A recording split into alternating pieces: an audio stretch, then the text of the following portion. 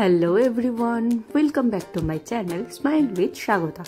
অনেক দিন পর আবারও তোমাদের সাথে একটা ব্লগ শেয়ার করতে চলেছি।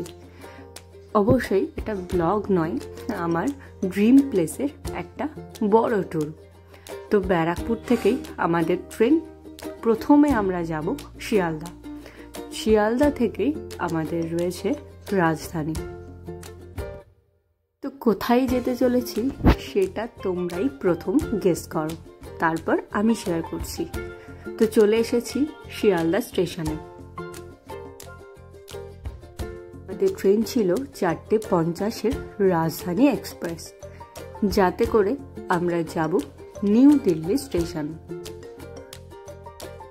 সাধারণত এই এক্সপ্রেস ট্রেনগুলো শিয়ালদা স্টেশনে 12 থেকে 13-14 স্টেশনগুলোর মধ্যেই থাকে।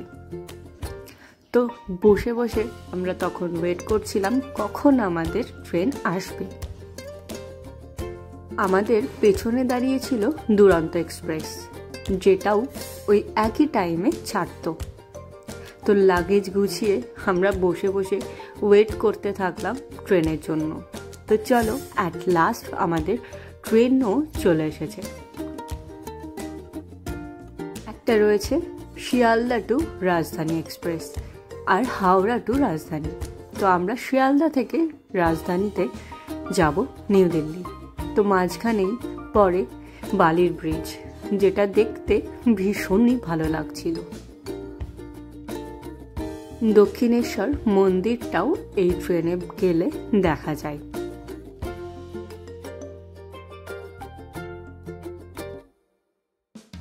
তো বসে থাকতে থাকতেই চলে আসে আমাদের ইভিনিং স্ন্যাক্স, যাতে বেশ অনেক কিছুই ছিল।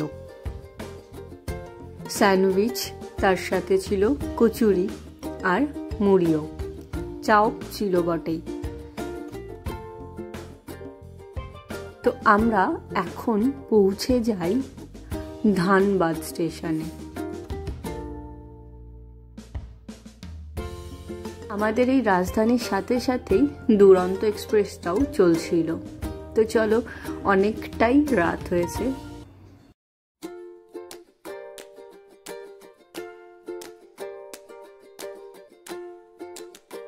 তারপর চলে আসে আমাদের রাতের ডিনার। রাতের ডিনারে আমরা ননভেজ নিয়েছিলাম, আর যার মধ্যে ছিল 2 পিস চিকেন, আলুর তরকারি, রুটি, দই, সমস্ত কিছু। তারপর হয়ে যায় সকালবেলা।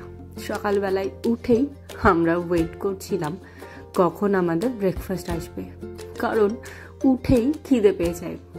তো বসে থাকতে থাকতেই চলে আসে আমাদের সকালের ব্রেকফাস্ট, যাতে স্যান্ডউইচ, জুস, টি কেট, আরও অনেক কিছু ছিল।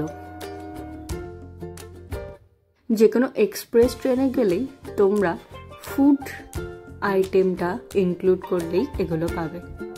তো আস্তে আস্তেই আমরা পৌঁছে যাই গাজিয়াবাদ স্টেশনে। আর গাজিয়াবাদ স্টেশন থেকে আর কিছুটা চলে আসলেই পৌঁছে যাওয়া যাবে নিউ দিল্লি। তো আমরাও সকাল 10:30টার সময় পৌঁছে যাই নিউ দিল্লি স্টেশনে।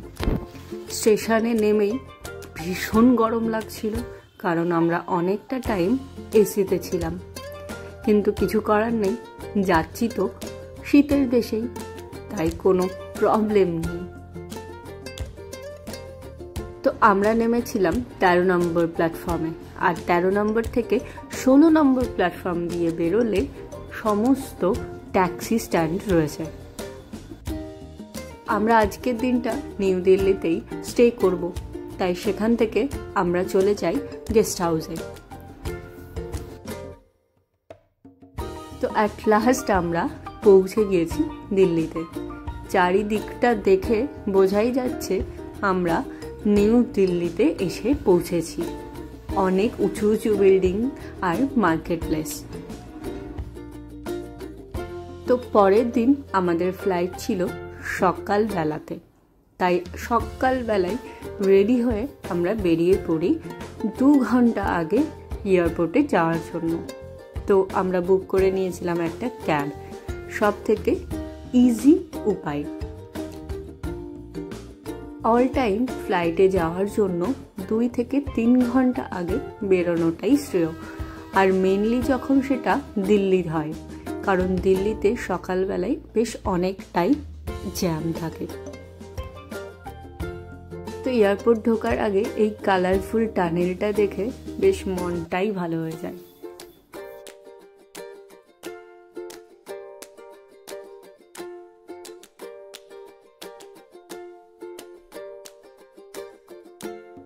তো আমাদের ফ্লাইট ছিল দিল্লি টু শ্রীনগর। তো আমরা এয়ারপোর্টের মধ্যে অলমোস্ট ঢুকেই পড়েছি। এখনও আমাদের যেতে হবে টার্মিনাল 3-তে। টার্মিনাল 3 দিয়েই বেশিরভাগ শ্রীনগরের প্লেনগুলো ছাড়ে। দিল্লি এয়ারপোর্টে এই প্রথমবার আমার আসা। তো আমাদের নামিয়ে দেয় কার পার্কিংয়ের কাছেই। তো সেখান থেকে আমাদের যেতে হবে ভেতরে। তো চলো ভেতরে যাওয়া যাক। এখনো আমাদের অনেকটাই প্রসেস বাকি রয়েছে।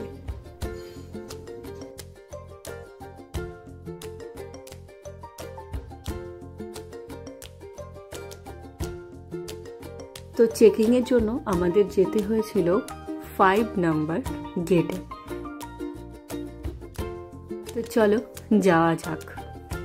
এয়ারপোর্টটা বেশ নিট অ্যান্ড ক্লিন, দেখেই বোঝা যাচ্ছে একটা ইন্টারন্যাশনাল এয়ারপোর্ট।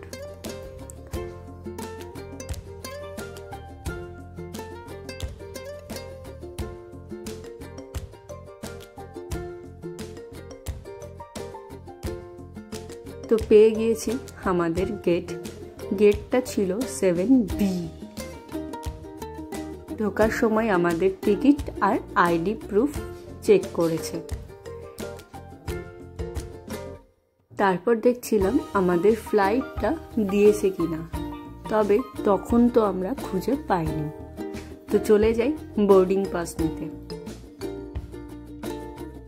এতটা বড় একটা এয়ারপোর্ট, সেখানে কোনো কিছু খুঁজে পাওয়াটাই প্রবলেম। তবে সব থেকে ভালো একটাই যে সেখানে সবাই খুব হেল্পফুল, যে কোনো কাউকে জিজ্ঞাসা করলেই তারা বলে দেয়। তো আমাদের প্লেন ছিল এয়ার ইন্ডিয়া। তো আমরা চলে আসি এয়ার ইন্ডিয়ার কাউন্টারে, যেখান থেকে আমাদের বোর্ডিং পাস কালেক্ট করতে হয়েছে। তারপর চলে যাই আমাদের লাগেজের ওয়েট নিয়ে একটু টেনশন ছিল, তবে সেটা কোয়ালিফাই করে যাই। তারপর চলে আসে আমাদের লাগেজের স্ক্যানিংয়ে। তো সব কিছু ডান। এবার আমরা যাব মেন গেটে। এখানেই আমাদের একটা প্রবলেম হয়, যেটা তোমাদের শেয়ার করছি, যাতে এই ভুলটা যেন না হয়। লাগেজ ব্যাগে অল টাইম ফোনের চার্জার, ব্যাকআপ সমস্ত কিছু রাখতে বারণ করে। আর সেই সময় আমাদের টেনশন শুরু হয় মেন।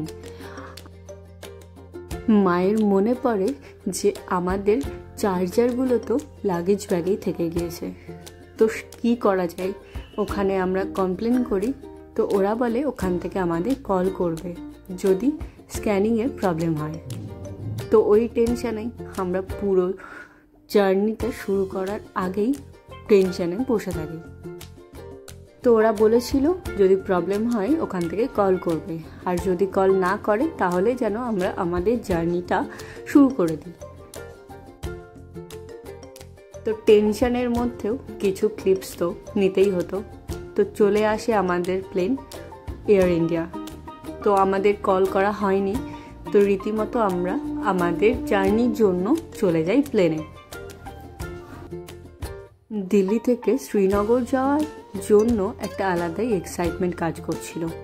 তার একটা স্পেশাল কারণ রয়েছে, যেটা তোমাদের সাথে একটু পরেই শেয়ার করব। তো তোমরা ততক্ষণ পুরো ভিডিওটা দেখতে থাকো, আর ভিডিওটা কেমন লাগছে সেটাও জানিও। এখানে চলছিল লাগেজ প্লেনে ওঠানোর কাজ। তো আমরা চলে এসেছি আকাশে। ওপর থেকে নিচটা দেখতে বেশ সুন্দর লাগে। তো বসার পরেই চলে আসে আমাদের জন্য একটু স্ন্যাক্স। তো হিয়ার ইট ইজ। আমি যার জন্য বলছিলাম যে দিল্লি টু শ্রীনগর যাওয়ার একটা আলাদাই মজা রয়েছে। এই ওপর থেকে চারিদিকটা দেখতে অসম্ভব সুন্দর লাগে।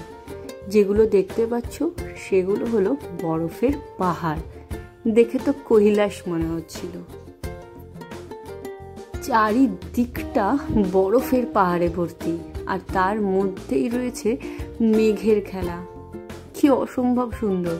আর এটা দেখতে হলে তোমাদের অল টাইম রাইট সাইডে সিট বুক করতে হবে।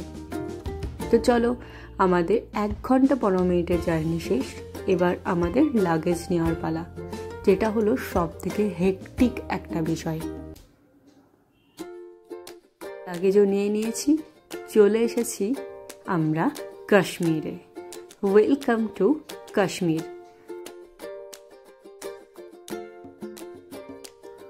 আমরা পৌঁছে গিয়েছি শ্রীনগরে। এখান থেকেই আমরা সিমটা নিয়ে নেব। তো আজকের ব্লগটা এই পর্যন্তই। তোমাদের সাথে আবারও দেখা হবে নেক্সট ব্লগে।